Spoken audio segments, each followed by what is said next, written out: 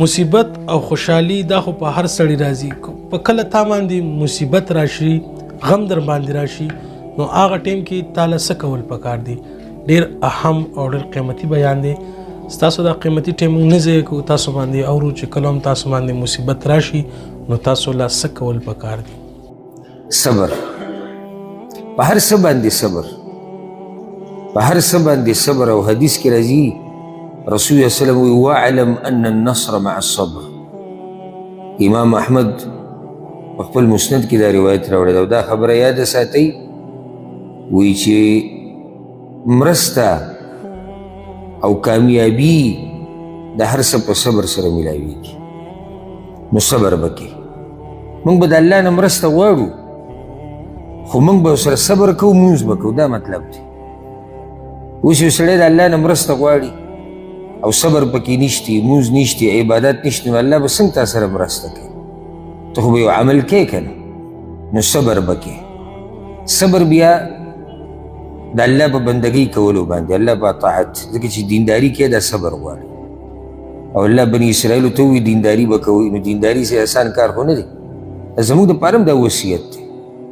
یا ایها الذین آمنوا استعینوا بالصبر والصلاة د سوره بقره کې به راشي الله موږ ته هم دا خبره کړې دینداری چې ته کې دا صبر غواړي ځان به راټینګې ځان به بندې خواهشاتو باندې به خپه ږدي دې ته صبر وایي دویم والصبر عن معصیة او د الله د نافرمانۍ نه به صبر کې ځکه چې خواهشات او د خواوشا خلک او شیطان تا ته وایي ګناه وکړه ته به ځان بندې صبرې به د ګناه نه دریم والصبر على اقدار الله په تقدیر کې چې الله څه لیکلي دي په هغې باندې به صبر کې مصیبتونه راځي سختې راځي نو دې کې دا درېونه قسمونه دننه راغلو چې صبر به کوئ دویم ورته وي مونځ به کوئ او دا دوه خبرې الله رب العزت خپل پیغمبر ته هم کړي دي په سورة طه کې الله وی فاصبر على ما يقولون وسبح بحمد ربك قبل طلوع الشمس وقبل غروبها ته صبر کوه د دې مشرکانو په دې خبرو باندې او د نور راختو نه مخکې د نور ډوبېدو نه مخکې دغه شان د شپې په بعضو برخو کې وي د الله پاکي بیانوه علما وایي دې کې اشاره ده مونځونو ته نو ته صبر کوه او ته مونځ کوه خیال هم دې وصیت ته که نه که غواړئ چې الله ستاسو مرسته وکړي او که غواړئ چې الله تاسو ته د دنیا او د آخرت هر مشکل آسان کی نو صبر بکې ورسره مونځ او اودس بکې ډېر لوی کمالات په دې مانځه کې پراته دي او د مانځه شان بیانول ځان له اوږد تفصیل غواړي او اوږد وخت غواړي او دا د انبیاو د نیکانو خلکو طریقه وه چې کله به هم په هغوی باندې څه سخته راله نو مانځه له به یې توجه ورکوله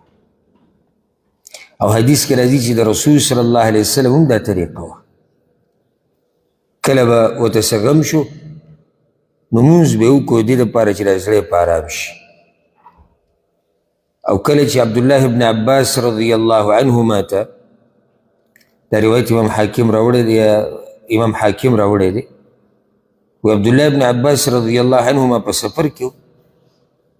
او ده ته د رور د مرګ خبر راورسېدو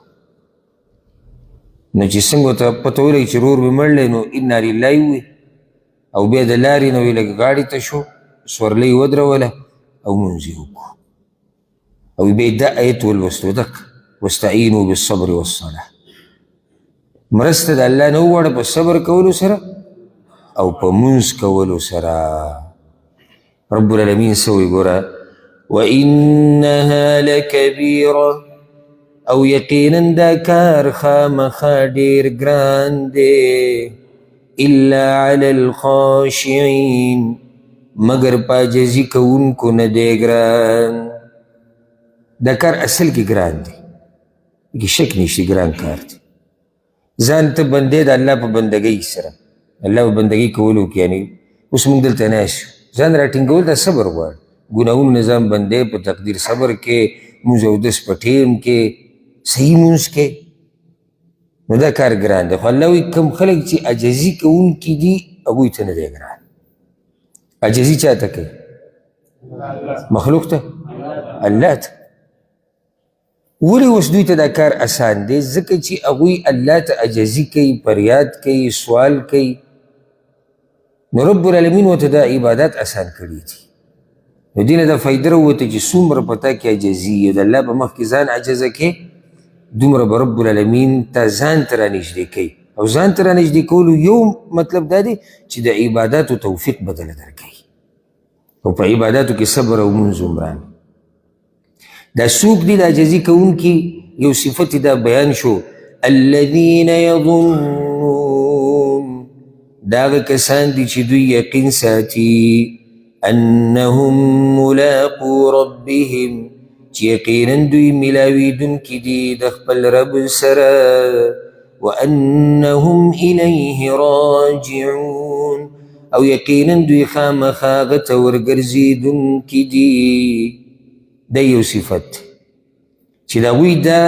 ایمان او یقین دی انهم ملاقو ربهم، چې هغوی به د الله سره ملاویږي او الله ته به واپس کیږي. نو فایده یاده کړه، د دوی ته چې دا عبادات اسان شوي دي خو د دې خبرې د لاسه،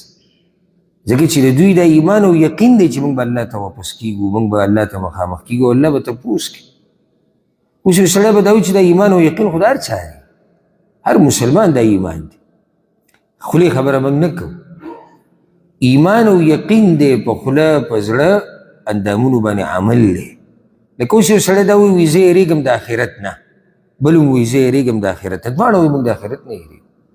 خو هغه یو ته چې موږ وګورو نو هغه د آخرت دپاره لګیا دی، محنت کوي، کوشش کوي. بل ډډه والي د یارو آخرت ته را روان دی، بس الله دې رحم وکړي.